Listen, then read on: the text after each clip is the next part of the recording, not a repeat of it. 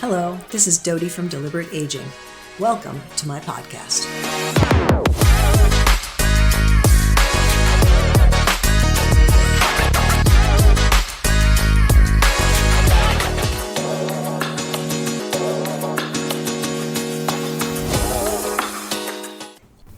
After seeing the title of this episode, you might be wondering how book club can help your health. It might seem like a stretch, but bear with me and let me explain. So I used to be part of a book club where we met every month in a different member's home. The host for the month was in charge of selecting the book. These meetings were far more than just literary discussions. They became a cherished tradition that combined learning, laughter, and connection, as well as good food and wine. We would dive into heated debates about the plot, share our favorite quotes, and occasionally stray off topic to talk about our personal lives. It was a fun event that I looked forward to every month. Unfortunately, my group folded during COVID and never restarted as several members moved away. But as I think back, I realized that the book club was much more than just an enjoyable pastime. It had a positive impact on my overall well-being. It wasn't just the discussion of the books we read. It was a sense of community, the intellectual stimulation, and the emotional connection. So why do I think that book club is good for your health? Well, let me share a few reasons. First of all, by having regularly scheduled meetings with friends and acquaintances, you are helping to combat loneliness. And loneliness isn't just an unpleasant feeling. It has tangible effects on our health. Chronic loneliness has been shown to shorten a person's life expectancy, and it's a significant risk factor for health issues like cardiovascular disease, stroke, and even dementia.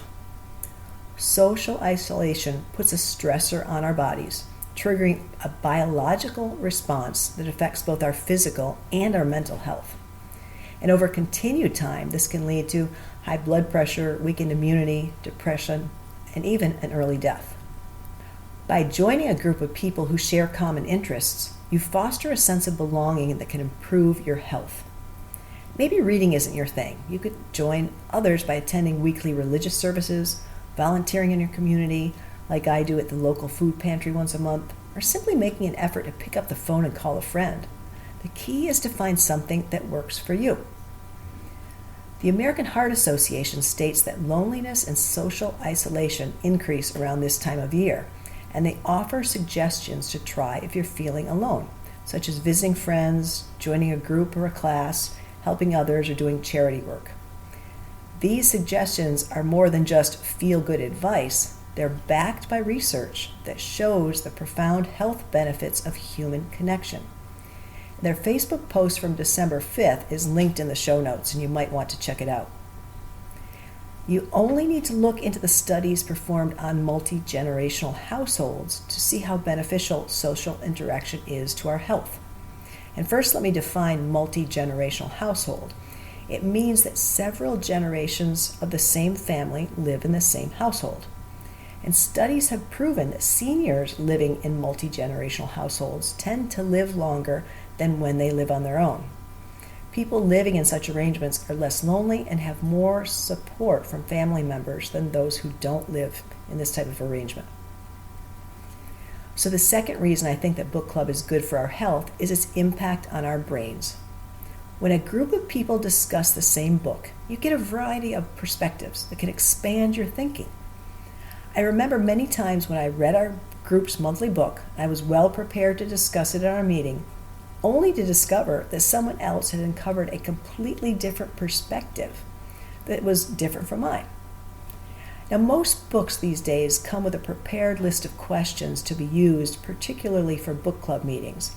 The authors prepare these lists in advance, and they're thought-provoking questions that are designed to facilitate a discussion of their book. For example, the author might ask, "Who did you think the culprit was at chapter 3 in the book?" And this was often the point where different members of my group would have vastly different opinions. So I hope you'll agree with me that it's good to open up our minds to others' opinions. I'm not saying that we have to agree with them, but it's interesting to hear their perspectives. And isn't it a good thing to broaden our horizons and learn something new? So discussing a book can often lead to a debate of sorts. People have different opinions, and you have to defend your personal opinion, which of course requires you to activate your brain. So let me give you a good example. Now, I can't remember the title of the book that we were discussing, but the story was about a young man who killed several women. And toward the end of the book, his mother knew that he had committed another murder. But when questioned by the police, she intentionally gave them false information in order to clear her son of suspicion and keep him out of jail. This book brought up a lively debate in our book club. Did the mother do the right thing? Would we do the same thing to protect our own child, or would we be honest and let the child go to prison?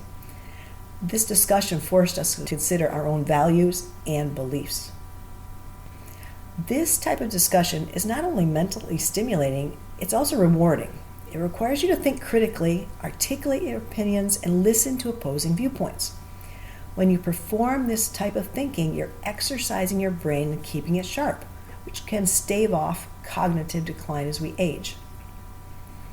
Another way that book club promotes brain health is through the act of reading itself.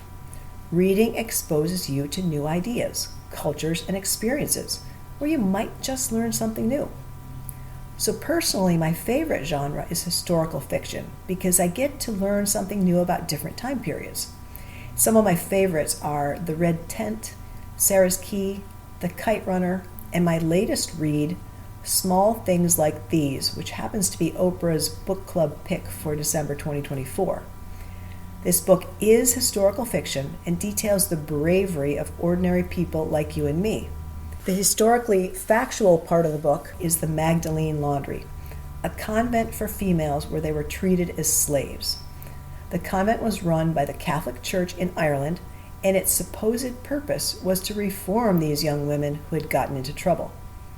Now, the book was set in 1985, so not very long ago, and the Magdalene Laundry actually existed at this time. So I've posted the Wikipedia link in the show notes if you want to learn more about this. Books can take you to a faraway land. Suppose you always wanted to visit Paris, but you never had the chance. The next best thing is to pick up a book that's set in Paris, and you'll learn something.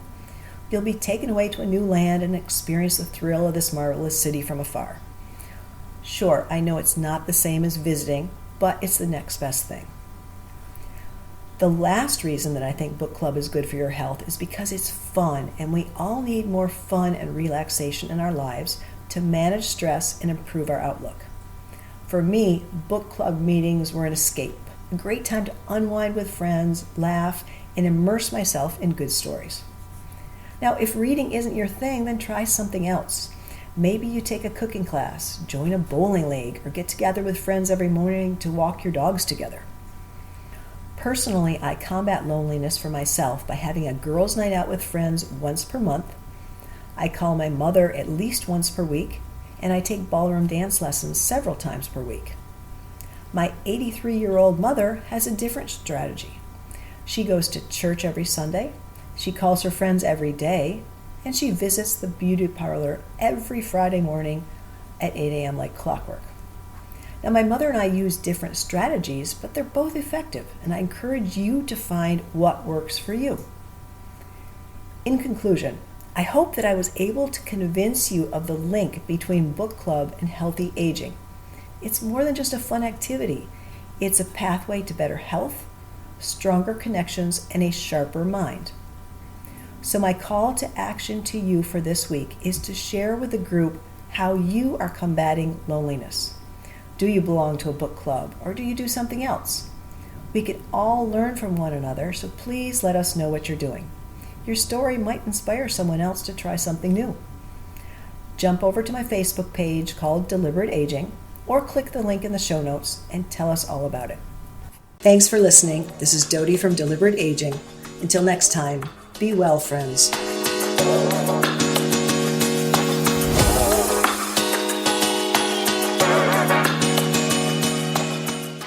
This podcast is presented solely for informational and educational purposes only.